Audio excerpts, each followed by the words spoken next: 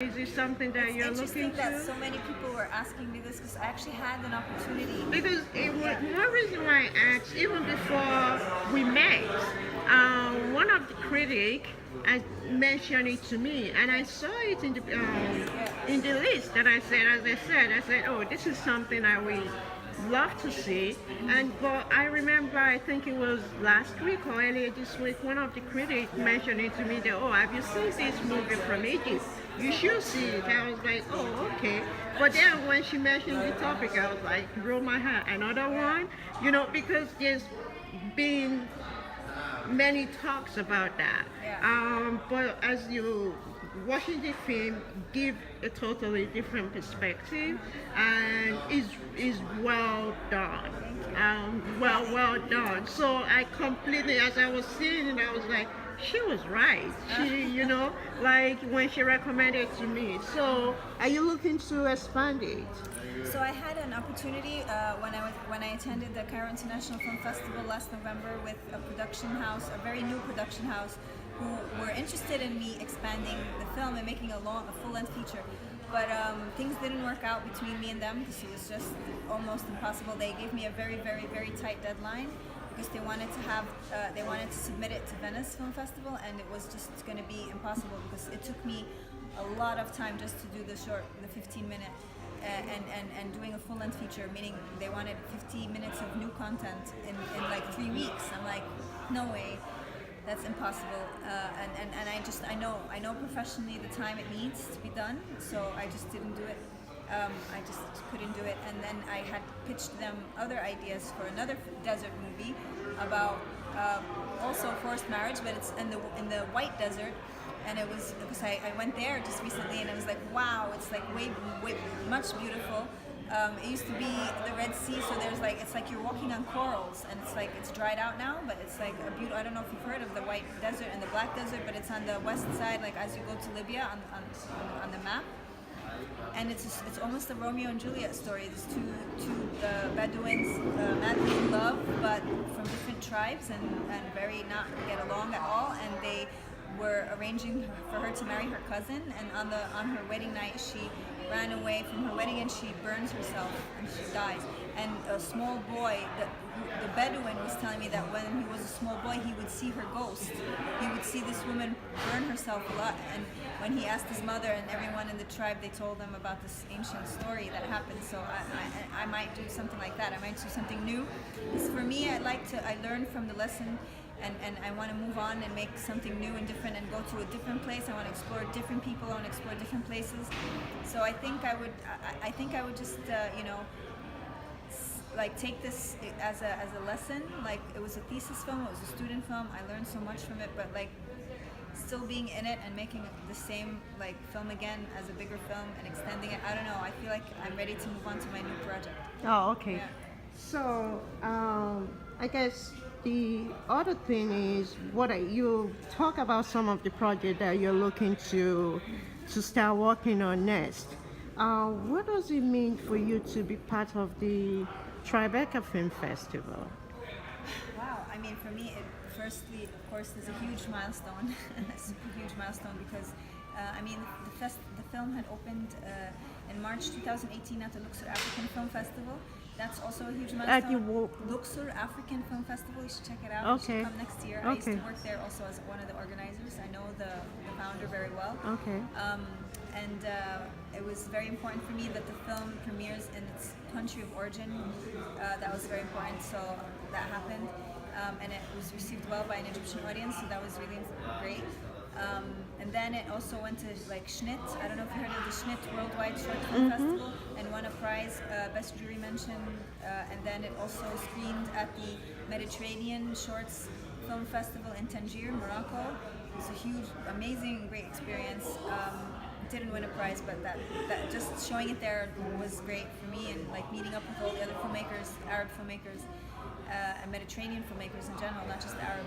And then Tribeca, and for me, because like it wasn't getting in any of the American, like it got rejected by Sundance, it got rejected by Toronto.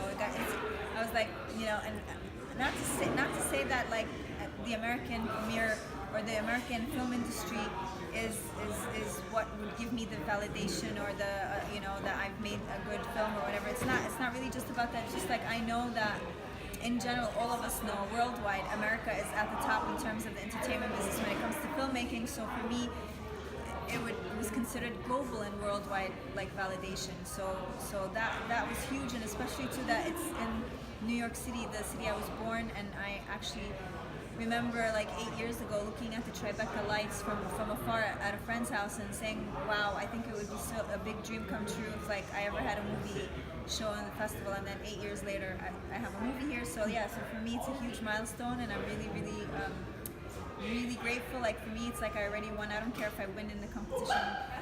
Just meeting the people I met here and discovering other work and getting introduced to industry here. And for me, I feel like it's very good and strong for my resume, and that's going to push me to something further in my career. So I'm looking forward to that. I'm in anticipation of that, and hopefully we'll see what happens. Okay, thank you very much. Thank you.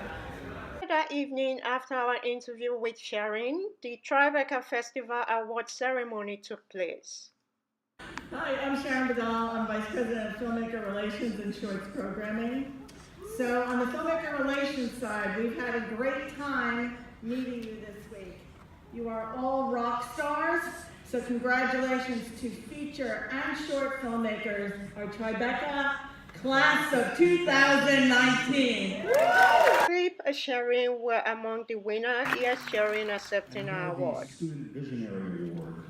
We also have a special jury mention in this category for Pearl, which is set in rural China, a stunningly cinematic short that follows the strife of a small family down a path of rupture and loss. So, congratulations. And now our winner. This tale of gender depression and aspirant liberation paints a searing portrait in life in the Egyptian countryside. Two inseparable young women are tested on their commitment to local mores despite their growing fear of losing themselves and each other. The winner for Tribeca's Student Visionary Award is JEBEL.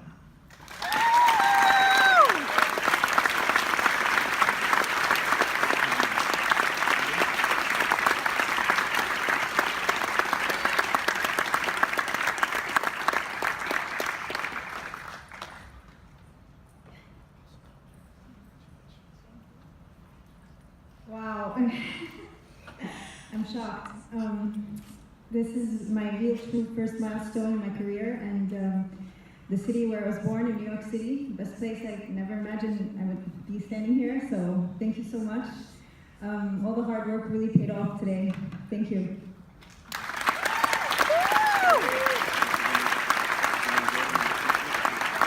I followed up with Sharine shortly after the award ceremony. So, I'm now talking to an award winner. What does it mean for you? We were talking about this earlier on. What does it mean? Has it really sunk in? Yeah, I'm still kind of like in, like, I don't know what do they call it? Post-traumatic. I don't know.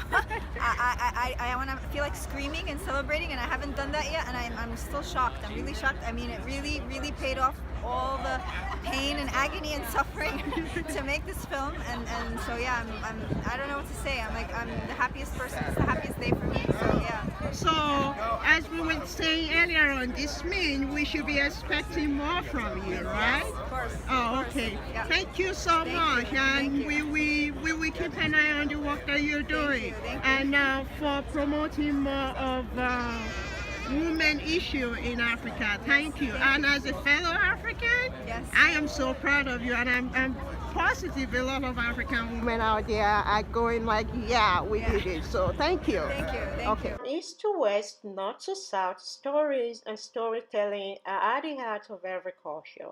It's how history is preserved and passed down generations. Great stories not only can capture our attention, they can also move us to take actions. The Tribeca Film Festival and the two storytellers that we feature in our show today, Phillip YOUMANS and SHARINE ATIF, are helping to keep that tradition alive. I am Kemi Oshukoya, founder of the Africa Bazaar magazine. I hope you enjoy our show.